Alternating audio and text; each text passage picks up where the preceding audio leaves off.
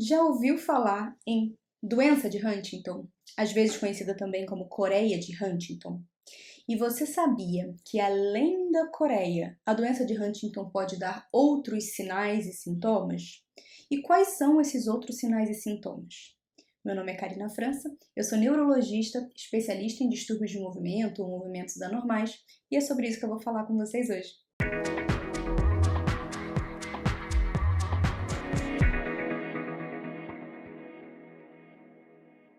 Para começar o nosso papo sobre doença de Huntington, eu preciso primeiro explicar para vocês o que é Coreia.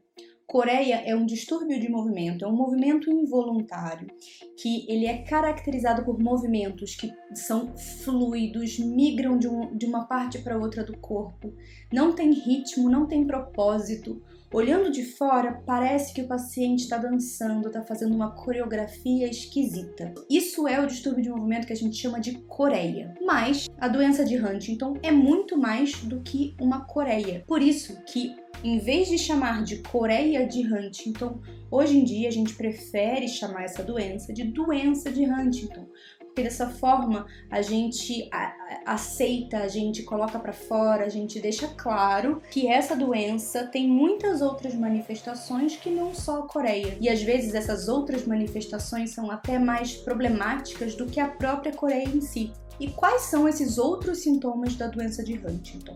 A doença de Huntington é conhecida por uma tríade, ou seja, são 3 pilares. O primeiro pilar são os distúrbios de movimento, que podem ser Coreia, que é o distúrbio mais comumente encontrado nesses pacientes, mas pode ser também distonia, ataxia e até parkinsonismo. Então, a doença de Huntington causa movimentos involuntários, mas nem sempre esses movimentos involuntários são caracterizados como uma Coreia. Às vezes eles têm outras fenomenologias, embora, claro, a Coreia seja o distúrbio de movimento mais comum que a gente encontra nesses pacientes. Além disso, esse é o primeiro pilar, para o diagnóstico de doença de Huntington. Além disso, o paciente também tem sintomas psiquiátricos e cognitivos, formando assim os 3 pilares de sintomas da doença. Esses são os mais importantes, mas além desses 3 pilares, o paciente também pode ter manifestações sistêmicas, como por exemplo perda de peso, envelhecimento precoce e surgimento precoce de cabelos grisalhos. Em relação aos sintomas psiquiátricos e cognitivos, eles podem aparecer inclusive antes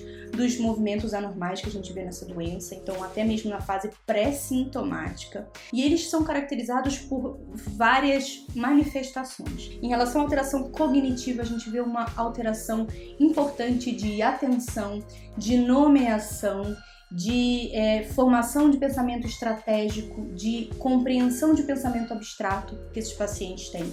Em relação à parte psiquiátrica, esses pacientes têm muito frequentemente ansiedade, depressão e impulsividade. E essa é uma combinação muito perigosa, porque se o paciente tem ansiedade e depressão com impulsividade, ele tem uma chance maior de cometer suicídio. E, de fato, a incidência de suicídio nas famílias com doença de Huntington são muito maiores do que na população sem essa doença. Então, realmente é uma característica muito perigosa dessa doença. Muitas vezes, pessoas com doença de Huntington cometem suicídio até mesmo sem antes ter o que a gente chama de ideação suicida, sem antes ficar pensando em como vai fazer, em quando vai fazer. Por quê? Por causa da impulsividade. Então, realmente, isso é uma questão muito importante nesses pacientes, é um sintoma muito importante nesses pacientes que a gente precisa ficar de olho. Então, lembrem-se, doença de Huntington não é só Coreia, tem também alterações cognitivas, alterações psiquiátricas e alterações metabólicas, emagrecimento e envelhecimento precoces. E todas essas alterações, além, obviamente, da Coreia, causam um impacto familiar muito grande. A doutora Mônica Haddad, que é uma das principais especialistas em doença de Huntington do nosso país, frequentemente diz que ao você dar o diagnóstico de Huntington para uma pessoa daquela família, isso impacta a família toda.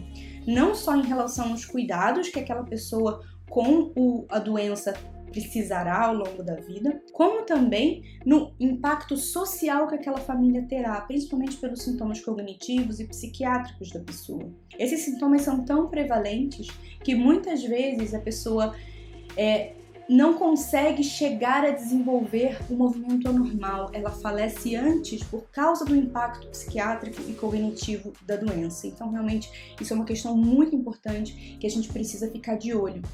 Existe muito estresse do cuidador nas pessoas que cuidam de pacientes com doença de Huntington, e isso também é uma questão importante. Nós devemos sempre observar o bem-estar desse cuidador, acolher esse cuidador sempre que possível.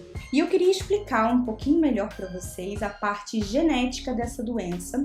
Essa vai ser uma parte um pouco mais técnica, mas eu prometo tentar explicar de uma forma bem simples e espero que dê para entender.